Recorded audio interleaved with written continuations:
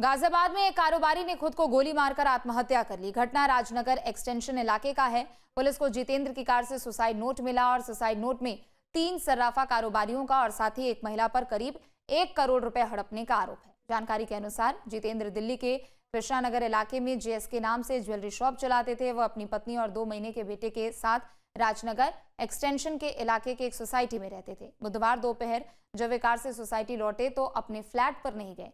Car में ही काफी देर तक वो बैठे रहे। इसी बीच शाम करीब 3 बजे गोली चलने की आवाज आई। जब आसपास के लोग वहां पहुंचे तो उन्होंने जितेंद्र को खून से लथपथ पाया।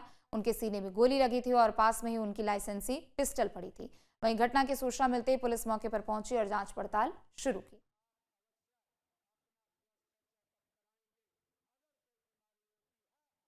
तो गाजियाबाद में एक सनसनीखेज वारदात सामने आई है। दरअसल यहां सर्राफा कारोबारी ने आत्महत्या कर ली है और सुसाइड नोट में 3 लोगों के नाम का जिक्र किया गया है। हिमांशु हमारे साथ जुड़ चुके हैं। हिमांशु, क्या अपडेट है इस पूरी वारदात को लेकर? और बिल्कुल देखिए, जो जीतू वर्मा शख्स हैं, ये सोने की खरीद फरोख्त का काम किया करते थे और गाजियाबाद के ही राजनगर एक्सटेंशन की एक निजी सोसाइटी में रहा करते थे। और इन्होंने अपनी जो लाइसेंसी पिस्टल है उससे अपने आप को गोली मार ली, सुसाइड कर लिया है। सुसाइड करने से पहले एक सुसाइड नोट भी छोड़ा, जिसमें इन्होंने तकरीबन 1 करोड़ रुपए का जो सोना था वो एक महिला समेत 3 लोगों को दिया था। इस बात का जिक्र किया है और पैसों का तगादा करने पर पैसा इनको नहीं मिल रहा था, जिससे लगातार ये परेशान चल रहे थे और उसी के चलते इन्होंने सुसाइड किया है। ये सुसाइड नोट में लिखा गया है। पुलिस ने इस पूरे मामले के अंदर एफआईआर दर्ज कर ली है। जो इनके बड़े भाई हैं, उनकी तहरीर पर ये एफआईआर दर्ज की गई है, जिसमें तीनों ही जो नेम्ड हैं उनके नाम भी शामिल किए गए हैं। और पुलिस का कहना है जल्द ही तीनों के खिलाफ कानूनी कार्रवाई कर ली जाएगी, यानी कि तीनों की अरेस्टिंग की जाएगी और उसके बाद तीनों को गिरफ्तार कर जेल भेजने की कार्रवाई करने की बात पुलिस द्वारा कही गई है। जी, क्या किसी और तरीके की कोई आशंका यहाँ पर जताई गई हो शुरुआती जांच पड़ताल में, हिमांशु?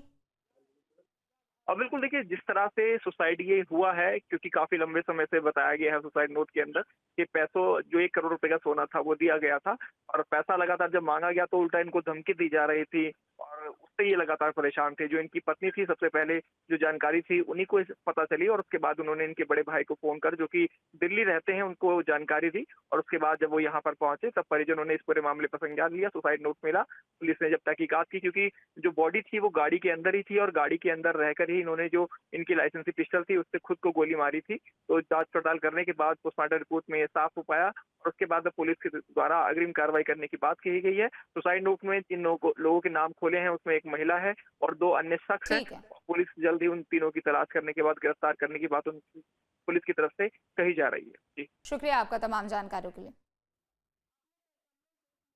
जहाँ भक्ति है हर शब्द में, कथाओं में छुपे हैं दिव्य रहस्य और ज्योतिष देता है जीवन को दिशा। धर्म से जुड़ी हर बातों को जानने के लिए हमारे चैनल स्तुति को सब्सक्राइब करें।